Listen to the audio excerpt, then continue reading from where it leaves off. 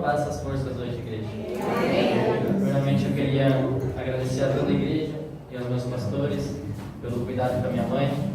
Amanhã, em nome de Jesus, ela volta a Caxias.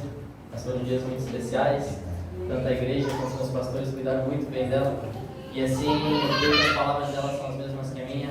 Gratidão, muito obrigado mesmo, igreja, por todo o carinho. O Natan sempre dando a Bíblia para ela, ajudando os mínimos detalhes. Jesus vê também.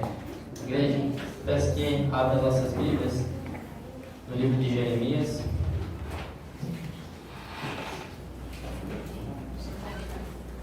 O capítulo de número 17.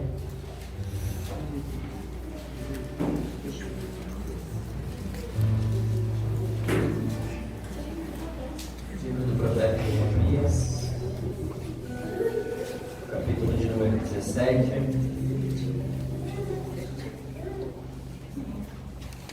Eu tive de alegria estar na casa do Senhor para mais uma mensagem. Jeremias, capítulo de número 17, versículo de número 7. A igreja que encontrou, diga amém. Amém. Assim diz a palavra do Senhor. Mas bendito é o homem cuja confiança está totalmente depositada no Senhor, cuja fé está no Senhor. Ele será como uma árvore plantada junto às boas águas e que estende as suas raízes para um ribeiro, uma árvore que não se afligirá quando chega o calor, porque as suas folhas estão sempre viçosas, não sofre de ansiedade durante o ano, nem deixará de dar o seu fruto. Amém, igreja? Amém. Oramos ao Senhor. Soberano Deus e eterno Pai, em nome de Jesus Cristo de Nazaré, Senhor, eis aí a tua palavra, Senhor, a qual tu colocou no meu coração. Fala com a tua igreja, Senhor. Me usa como uma atalaia neste momento, papai. E toda palavra que sair da minha boca, papai, venha para restaurar, venha para curar, papai. O Senhor sabe que os teus filhos precisam. Eu não sei, papai, mas o Senhor sabe. E eu creio que o Senhor entrará com providência nessa noite, papai. Senhor, em nome de Jesus, me usa em tuas mãos, para a glória do teu nome. Amém. A igreja pode se assentar em nome de Jesus.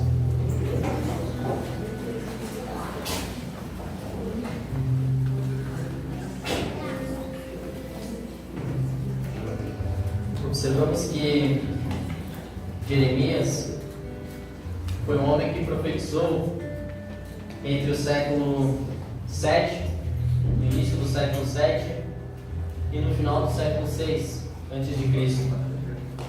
Ele profetizou em um momento de declínio do Reino Sul. Jeremias nasceu em Anatote, no território de Benjamim, no final do reinado do rei Manassés. Este homem profetizava em meio a uma dificuldade que se alastrou no meio do território de Judá. Anatote era o vilarejo aonde nasceu este profeta, o vilarejo sacerdotal. Jeremias era filho de Uquias, que o mesmo também era sacerdote. E Uquias foi um homem que participou da construção do templo do Senhor, localizado no livro de 2 Reis, capítulo de número 22. Este homem participou da construção do templo do Senhor. Lá ele achou um livro da lei do Senhor, a qual entregou na mão do rei da época. Observamos que Jeremias, ele viveu em uma das épocas mais conturbadas do Oriente Médio. Mesmo sendo jovem, Deus o chamou. E ele chamou este homem, este profeta, para profetizar o que o povo precisava ouvir e não o que o povo queria ouvir. Sendo assim, se tornou um chamado muito difícil, porque às vezes queremos ouvir algo da parte de Deus, mas o que vem é totalmente diferente, porque nem sempre vamos ouvir o que queremos, mas na nossa vida ouvimos muito o que precisamos. Muitas das vezes é uma verdade e ela dói, mas é sempre para nos colocar no caminho do Senhor. Nada mais, nada menos, esse foi o chamado de Jeremias: profetizar para uma nação que estava totalmente dominada pelo pecado, porque pela insistência em se afastar do Senhor por conta da idolatria, Jeremias começou a começou a profetizar que a correção viria.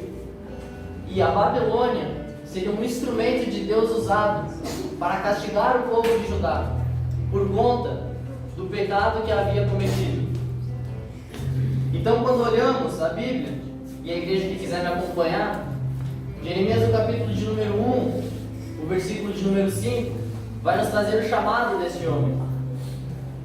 E quando ele recebe o chamado, o Senhor fala assim: Jeremias, acho que muitos já ouviram aqui, e Deus já estava falando disso nessa noite. Ele fala assim: Jeremias, antes que eu te formasse no ventre, eu te conheci, e antes que saísses da madre, te santifiquei, e às nações eu te dei por profeta. E quando eu meditava e eu olhava essa palavra, eu quero trazer um testemunho para a igreja rápido. Que há 1 ano atrás, quando eu ainda morava aqui em cima e eu jogava bola, Deus me trouxe até o congresso dos jovens, a qual a Nádia está com a camisa, e um homem de Deus pregou aqui. E ele pregou uma mensagem sobre a corça que anseia pelas águas. E eu me lembro que eu sentava lá atrás onde está o irmão Roger. E eu sentado lá, eu não tinha muito nível espiritual. Enquanto aquele homem pregava, eu me lembro que a minha carne tremia, o meu coração acelerava. Eu estava de um jeito que eu nunca fiquei. Minha carne tremendo. E eu pensava: será que é verdade? Será que é Deus? E parece que aquela palavra entrou tanto. Eu me sentia como uma corça. Eu entrei dentro daquela palavra.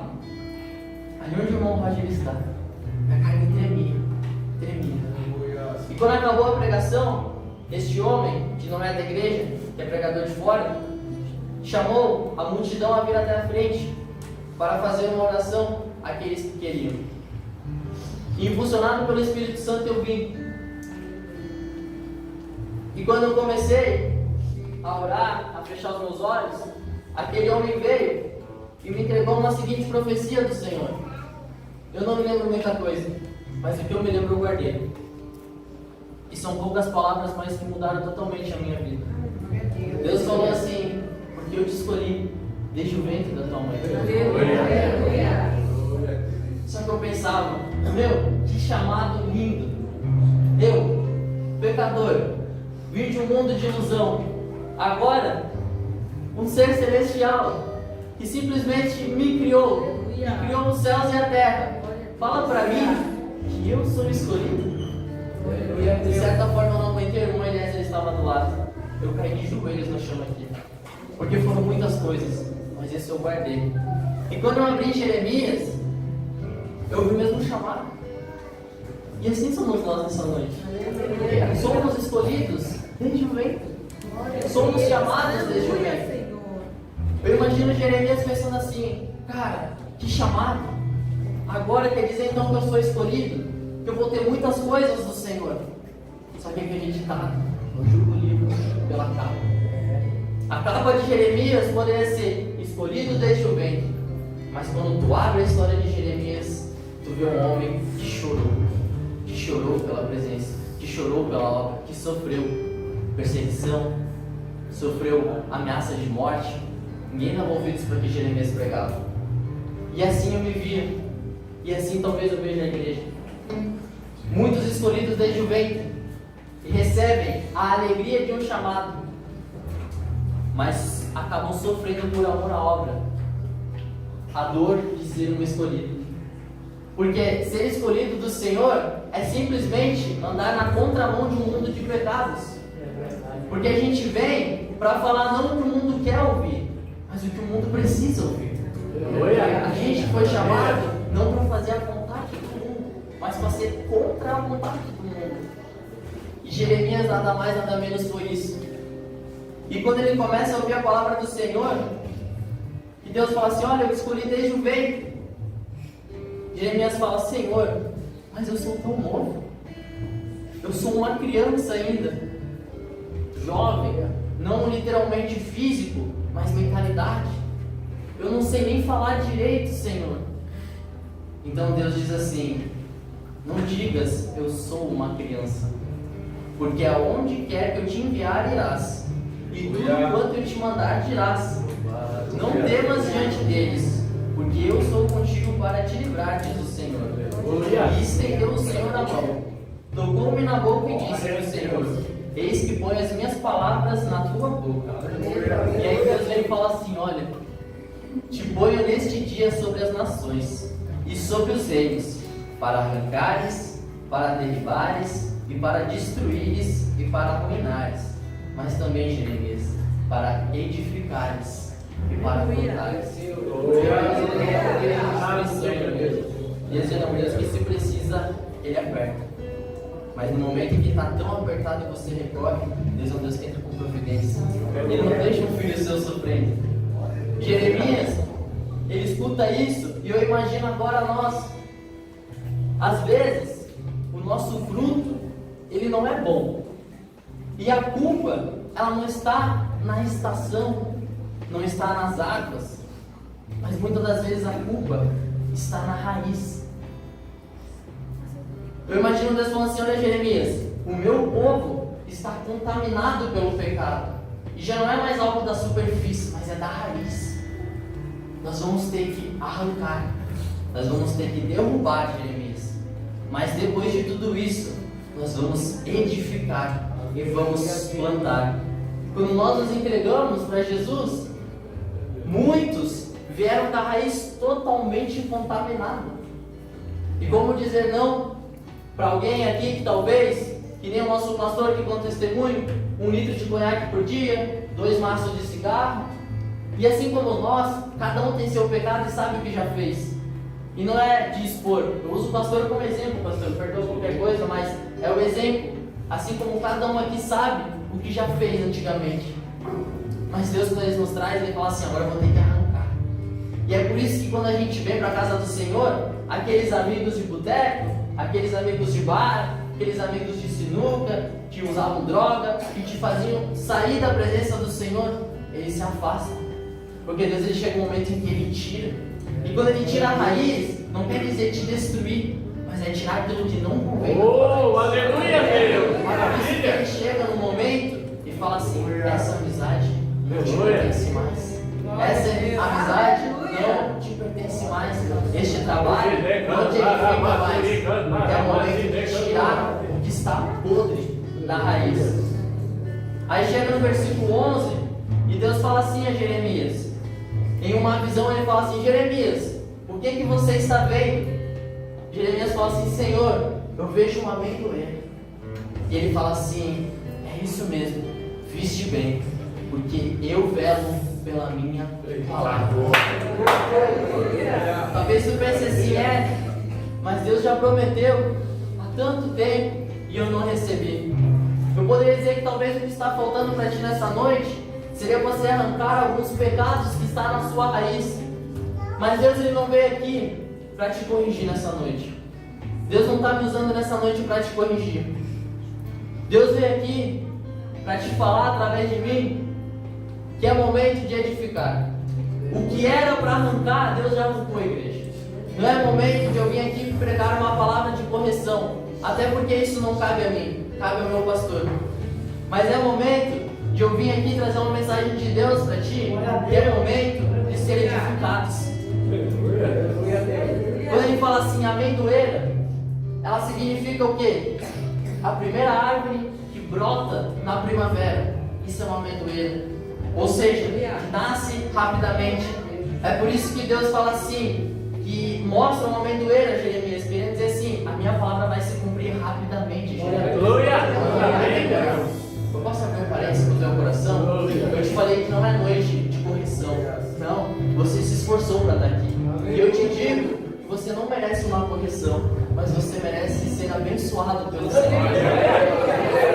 Deus coloca no meu coração e no teu coração nessa noite é que assim como uma amendoeira nasce rapidamente, ela brota rapidamente, assim o Senhor está plantando algo novo no teu coração. Essa noite é algo que vai acontecer rapidamente.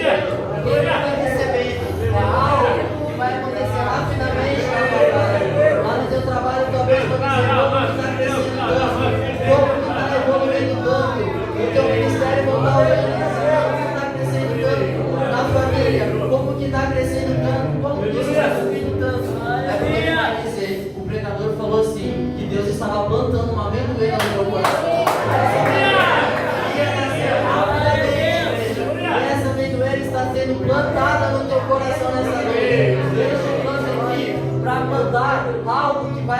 acontecer rapidamente. E eu creio, em nome de Jesus, logo os testemunhos vão ser contados nesse momento. Receba em nome de Jesus. É mais rápido no trabalho. Receba em nome de Jesus. É aumento no trabalho. Receba em nome de Jesus. É libertação na família. Receba em nome de Jesus. Eu não sei que o teu coração almeja nessa noite, mas o que eu tenho para te dizer é que está nascendo algo novo. E isso vai acontecer rapidamente. Assim como a palavra do Senhor. Quem crê, receba nessa noite em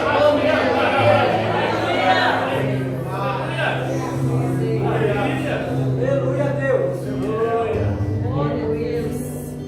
Mas eu imagino Jeremias pensando assim: mas Senhor, se a tua palavra vai acontecer rapidamente, e a tua palavra fala de restauração, ou talvez de destruição sobre Judá, eu que estou aqui, Senhor, o meu ministério vai ser curto, então, Senhor, eu estou no meio. Como é que o Senhor vai me revelar que vai ser rápido, sendo que eu estou aqui? E eu, Senhor? Aí vem a palavra de Deus a Jeremias: tu, pois, cinge os teus lombos e levanta-te, e diz-lhes tudo quanto eu te mandar. Não desanimes diante deles, porque eu farei com que não temas na sua presença. Agora eu imagino Jeremias pensando assim: Senhor, eu sou tão fraca, as minhas forças são tão pequenininhas. Senhor, eu não sei nem falar direito a tua palavra, eu nem te conheço muito ainda, Senhor. O que é que eu vou fazer? Aí Deus fala bem assim, no finalzinho do capítulo 1: porque eis que te ponho por cidade forte, e por coluna de ferro, e por muro de bronze, contra toda a terra, e contra os reis de Judá, e contra os seus sacerdotes, e contra o povo da terra. Aí eu vejo Jeremias de novo, pensando assim: eu estava fraco, eu não tinha força, mas o Senhor liberou uma palavra então que eu vou ser cidade forte, que eu vou ser coluna de ferro, que eu vou ser muro de bronze. Então agora eu estou totalmente revestido, eu estou forte, agora eu aguento ir para cima e pregar a palavra do Senhor, porque eu vejo que Deus me revelava enquanto eu lia, e a palavra de Deus é sensacional, igreja. Eu nem tinha isso aqui. A partir do momento que eu abri a Bíblia, Deus fez eu focar somente no capítulo 1 primeiro. Deus falou assim: a cidade forte que eu falei a Jeremias representa a força para ele caminhar. Quando eu falei coluna de ferro, quer dizer que eu estava posicionando ele na minha presença, posicionado. Quando eu falei muro de bronze, eu quis dar o revestimento para ele por fora, o seu exterior totalmente revestido. Sabe, igreja? Isso é sensacional. Quando Deus ele acaba o capítulo de número 1, ele vai falar assim: pois eu imagino Jeremias pensando: agora eu estou forte, agora eu consigo. Só que Deus, ele não é um Deus que faz o homem confiar no homem, mas ele é um Deus que faz o homem confiar nele. Ele fala assim: e pelejarão contra ti, Jeremias, mas não prevalecerão. Sabe por quê, Jeremias? Porque eu sou contigo, diz o Senhor, para te livrar. Igreja, sabe quando você estávamos lá no mundão, dando lucro para o inimigo?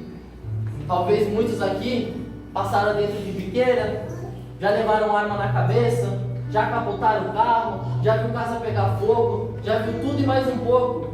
Viu amigo quase matando você, já viu muitos tentando te jogar numa vala, já viu tanta coisa. Muitos passando você para trás, sendo rebaixado. Tanta coisa que talvez você já viu.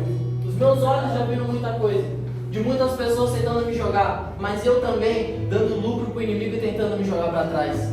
Mas sabe o que me manteve e te mantém de pé? É as mãos do Senhor. E é por isso que ele fala assim: é cidade forte, é muro de bronze, pode ser tudo isso, mas eles vão pelejar, mas quem vai te guardar sou eu, Jesus. Hoje saímos do mundo a qual éramos fracos, coluna torta e tudo. Deus nos fez. E se você não está ainda, receba nessa noite. Deus te faz cidade forte, nos dá força para caminhar e pregar a palavra do Senhor. funcionário da vez. Ah, isso eu gosto muito. Não, mas Deus quer mais um pouquinho. Ele te faz um muro de bronze. Ele te dá um revestimento completo para você aguentar as adversidades desse mundo. Mas não se esqueça que a força, ela acaba. O ferro enferruja e o bronze, ele corrói. Mas a presença de Deus, ela é eterna, mano. Por isso que ele fala: pelejarão contra ti, mas não prevalecerão. E é por isso que a palavra fala que as portas do inferno não vão prevalecer contra a igreja. Porque ainda que estejamos totalmente revestidos, nada adianta se não tiver a mão do Senhor sobre mim e sobre a tua cabeça. A partir do momento em que a mão não estiver mais, tudo se torna fraco. Mas é por isso que ele fala assim: quando eu estou fraco, é então que eu estou forte. Igreja, Deus veio para te revestir, veio para te restaurar. Deus veio para te fazer a cidade forte, veio. Coluna de ferro, veio. Muro de bronze, veio. Mas principalmente para te lembrar que, em meio às tuas adversidades, a mão dele está sobre você. No trabalho, Deus está com a mão sobre você. Estão dizendo que não consegue? Espera aí que a mentoreira está plantada nessa noite, igreja. Estão dizendo que não vai conseguir? Espera aí que a palavra de Deus ela vai acontecer rapidamente. Sabe por quê? Porque as mãos dele estão sobre você nessa noite.